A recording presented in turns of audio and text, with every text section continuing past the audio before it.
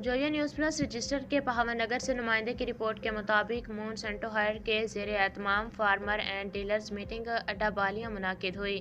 जिसमें इलाका भर के मिसाली काश्तकार और डीलर्स तशरीफ़ लाए। मून सेंटो के अफसरान ने मकई की फसल के बीजों का तफसीली तारुफ करवाया और इनकी काश्त और देखभाल, पानी लगाने और खाद डालने से मुतल्लिक तफसील से रोशनी डाली और मकई की बेहतर से बेहतर और ज़्यादा से ज़्यादा फसल हासिल करने के तरीक़ाकार पर गुफ्तगू की।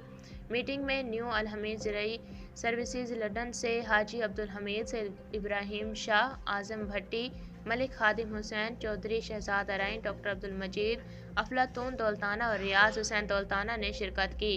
मून सेंटो के ऑफिसरान ने मीटिंग के आखिर में काश्तकारों और डीलर्स हजरात के मुख्तलिफ सवालात के जवाबात भी दिए।